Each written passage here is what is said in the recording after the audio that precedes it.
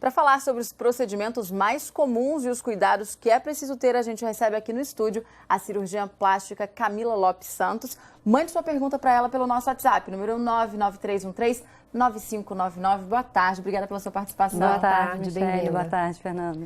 Qual seria a explicação, então, dos homens estarem procurando essas clínicas, fazendo procedimentos, se cuidando mais?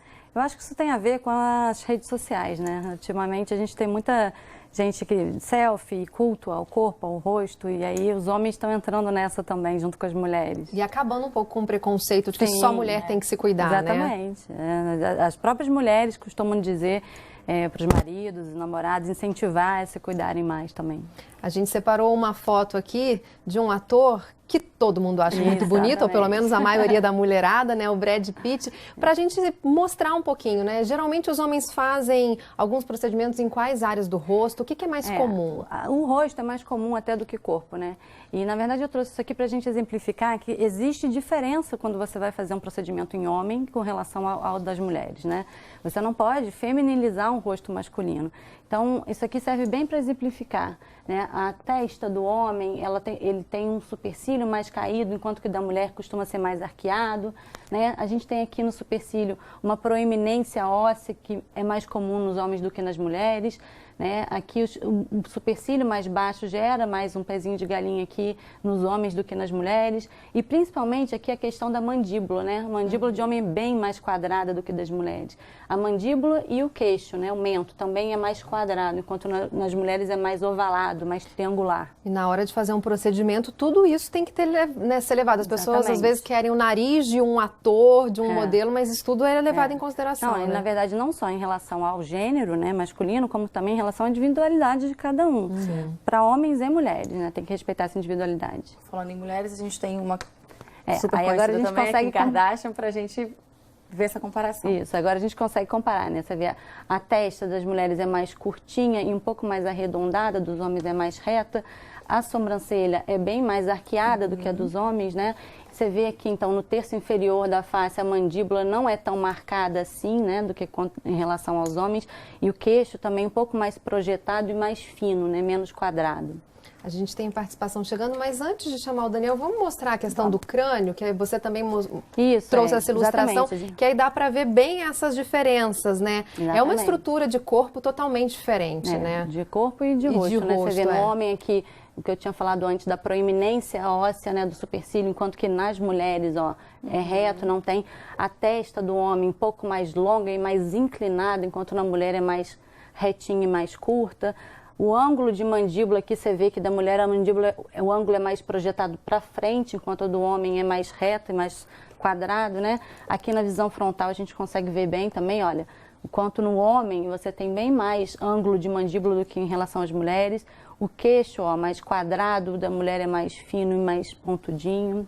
Tem também a diferença de corpo. Isso, no corpo a gente consegue ver mais visivelmente ainda, né? Mais claramente ainda. O tórax do homem é maior, da mulher é menor, ele tem ombros mais largos, a mulher mais estreitos. Principalmente a diferença aqui de mulher na cintura, né? Você tem que levar isso em consideração na hora de fazer uma cirurgia. Você não pode acinturar demais o corpo masculino, senão você femininiza. Né? A altura aqui dos quadris da perna do homem, ele tem mais porcentagem de perna em relação à mulher.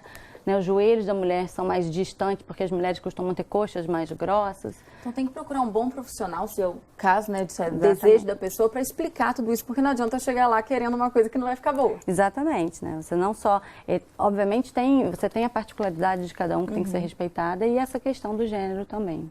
E é a vontade de muita gente, tanto é que as perguntas estão bombando no nosso WhatsApp. A gente vai, então, para a redação para conversar com o Daniel Barbosa. Já tem participação aí, né, Daniel? Tem sim. Muitas perguntas estão chegando aqui, o pessoal está muito interessado nessa conversa. Tem duas perguntas, do Gabriel, que é de Resende, e do Edson, que é de Vassouras. Eles estão preocupados com um assunto bem parecido. O Gabriel está perguntando qual o melhor procedimento para eliminar as manchas de espinha. E o Edson está preocupado em saber como retirar os cravos. Então o Gabriel pergunta como eliminar as manchas e o Edson qual a melhor forma de retirar os cravos do rosto. Isso daí a gente tem várias alternativas de tratamento, né? Em relação aos cravos, uma limpeza de pele costuma ser bastante eficaz. Já com manchas, cicatriz de acne costuma ser um pouquinho mais difícil de lidar.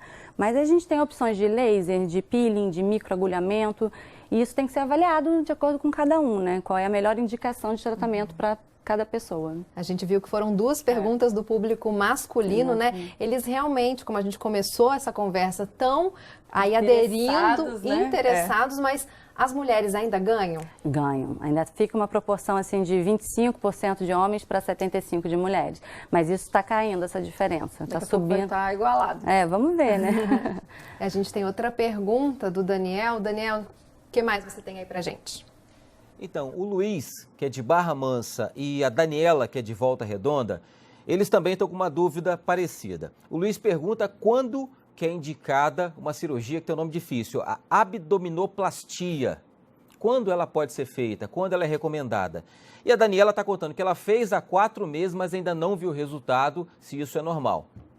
Tá, vamos lá. Primeiro, em relação à cirurgia de abdominoplastia, né? Ou dermolipectomia abdominal. Nossa, tem mais difícil ainda lá. Nessa cirurgia, a gente consegue tratar tanto a flacidez de pele e excesso de gordura da região abdominal, geralmente do umbigo para baixo, entre o umbigo e o pubis. E também a gente consegue, por dentro, fazer um aperto na musculatura abdominal. Então, essa cirurgia é indicada em pacientes, no caso de homens, né, que foram ex-obesos e que, por isso, tinham um abdômen mais protuído e uma fraqueza, uma frouxidão da parede muscular abdominal. Então, você consegue apertar isso e ressecar o excesso de pele que é gerado com grande emagrecimento, né? Mas não é exclusivo de pacientes pós-bariátricos, né? Nas mulheres, o que acontece é muito em relação à gravidez, né? O neném crescendo ali na barriga afasta a musculatura abdominal e gera uma flacidez. Então, é mais comum essa cirurgia em mulheres, mas homens também a gente pode fazer esse tipo de cirurgia, principalmente em homens pós-cirurgia bariátrica, né?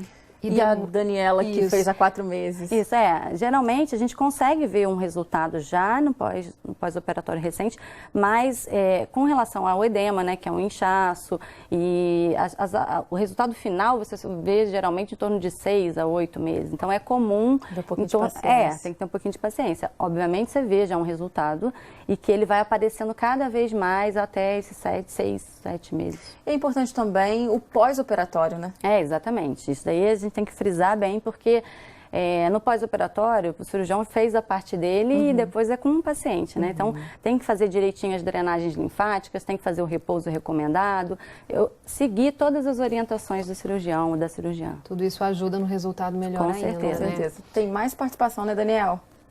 Tem sim. A Simone, que é de Resende, ela está perguntando como reduzir a flacidez e as rugas no rosto de uma forma rápida e que não seja tão agressiva. Muita gente tem medo de cirurgia em si, né? Principalmente no rosto, né, que fica bem aparente. Então, aí a gente tem várias alternativas para o lifting cirúrgico, né, que agora são os procedimentos minimamente invasivos, que são cada vez mais procurados no consultório médico. E se a gente for falar dessa questão, isso vai longe, mas tentando resumir aqui rapidamente, o envelhecimento acontece por perda de volume na face. Então, você pode reparar que até pacientes que tiveram grandes emagrecimentos em questão de 1, 2 anos, parece que envelheceram muito rápido. Então, quando você perde volume, né, de gordura e até mesmo da estrutura óssea que a gente vai tendo com o passar dos anos, uma reabsorção óssea, a pele perde sustentação e cai. E é onde aparecem os vincos, né, os sulcos da pele. Então, a gente consegue melhorar bastante isso com toxina botulínica, que não vai volumizar, mas vai fazer uma modulação dos músculos, da expressão facial da paciente, e com preenchimento com ácido hialurônico, que a gente revolumiza e devolve a estrutura para a pele poder ficar bem sustentada e melhorar a flacidez. Antes da gente encerrar a nossa conversa, tem mais pergunta, né, Daniel? Tem, o pessoal está participando bastante, muitas dúvidas. A Esther, de Barra do Piraí, ela quer saber o seguinte: se a lipoescultura e a colocação de prótese de mama, se esses 2 procedimentos podem ser feitos juntos, se é possível fazer essas 2 cirurgias, esses 2 procedimentos ao mesmo tempo. É possível, sim, é até relativamente comum.